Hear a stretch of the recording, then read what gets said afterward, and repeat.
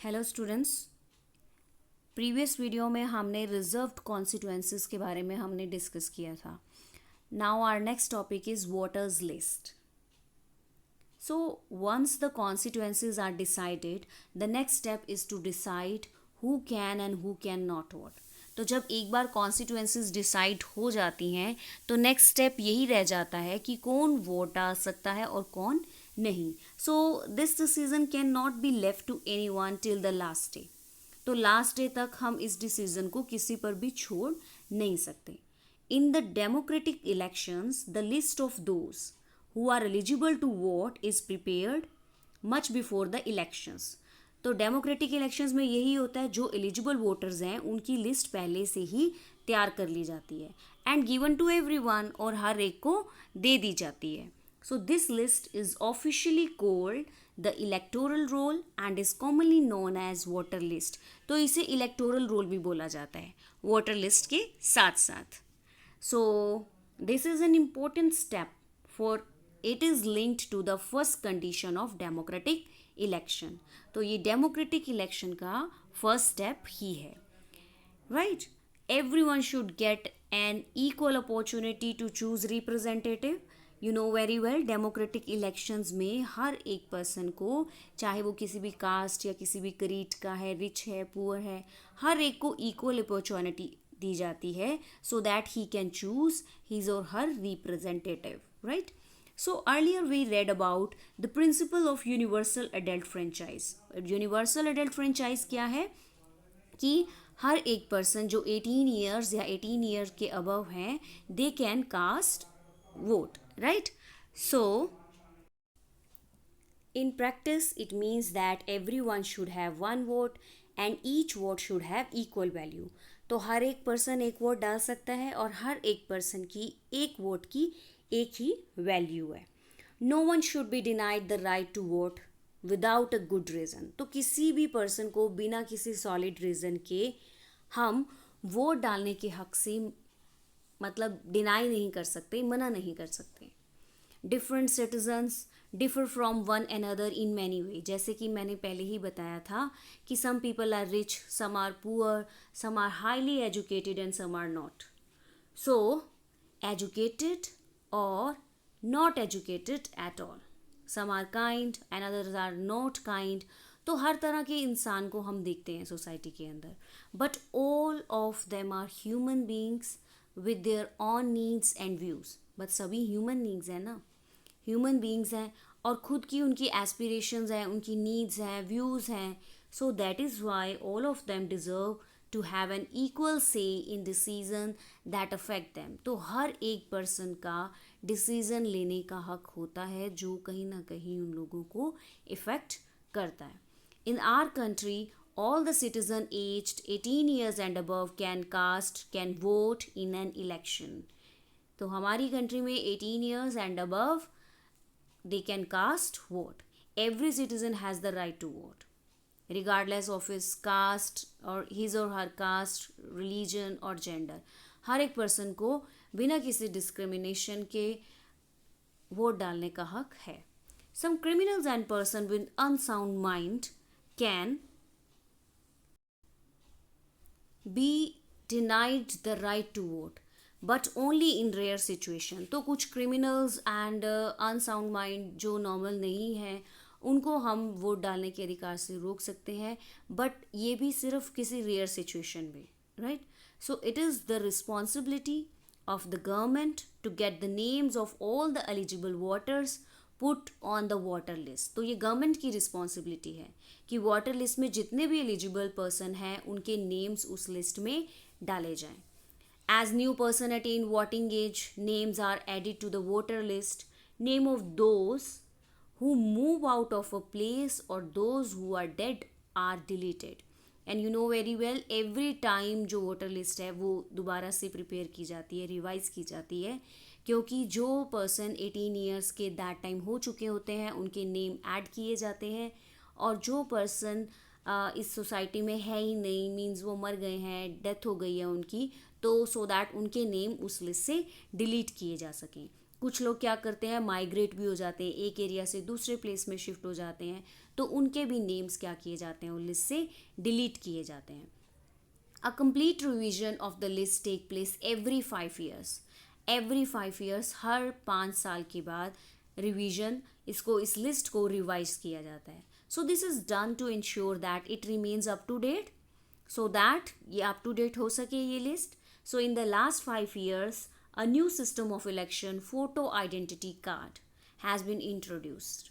Election photo identity card, EPIC, EPIC, ये introduce किया गया लास्ट 5 years में. हम अगर देखें, the government has try to give this card to every person on the voter list. तो गवर्नमेंट हर एक पर्सन को आईडी कार्ड, ये जो फोटो आईडी कार्ड है वो प्रोवाइड करती है, जो भी जिन पर्सनस के नेम उस वोटर लिस्ट में होते हैं. So the voters are required to carry this card when they go out to vote, so that no one can vote for someone else.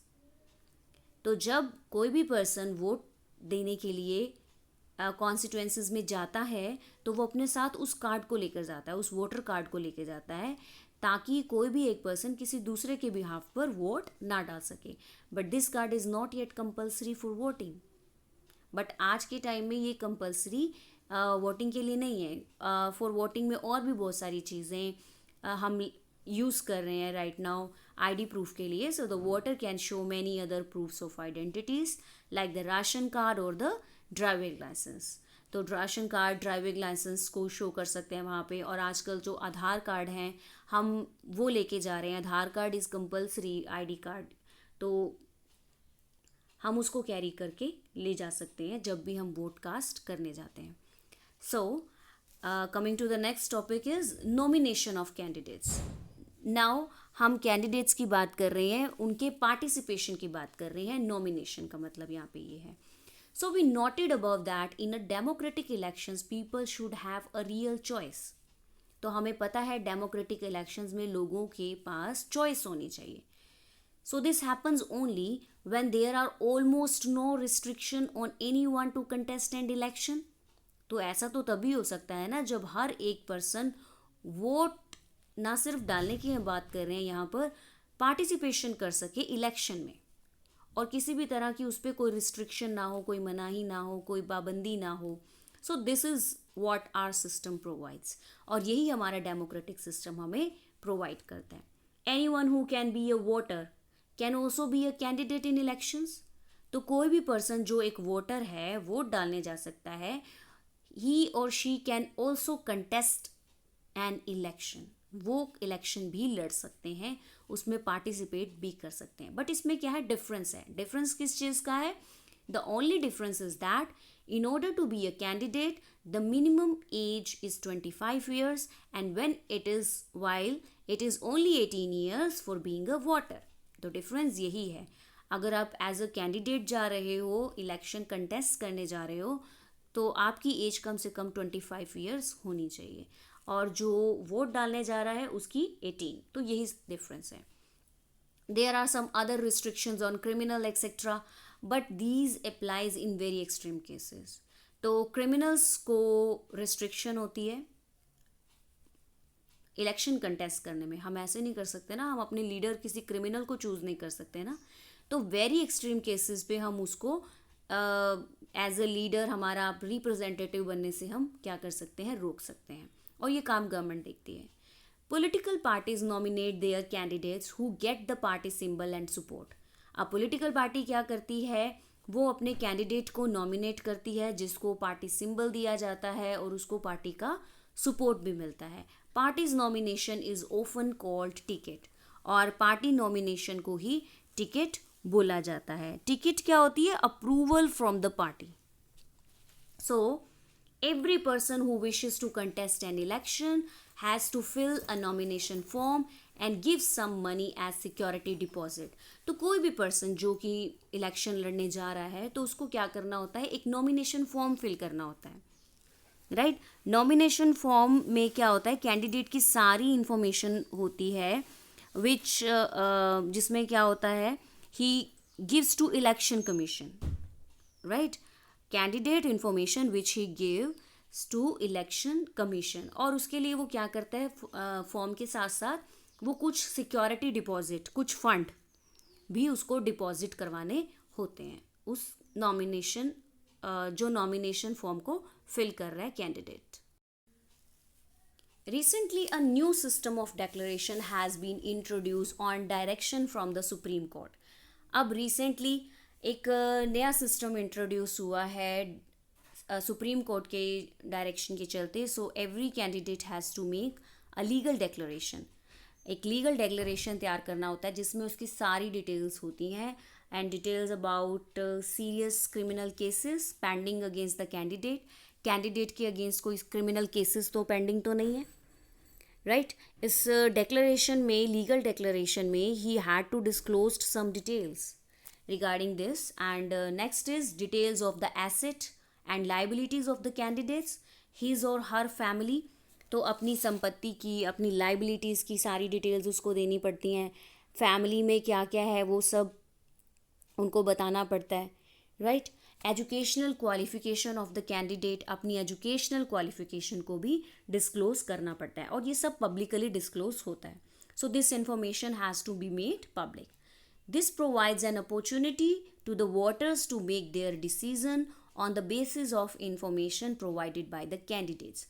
So ये जो information है ये लोगों को एक तरह से voters को opportunity provide करती है जिसके behalf पर वो क्या करते हैं, decision ले सकते हैं, राइट. इन्हीं के बेसिस पर वो डिसीजन लेते हैं क्योंकि इनको अब कैंडिडेट्स के रिगार्डिंग इन्फॉर्मेशन मिल जाती है.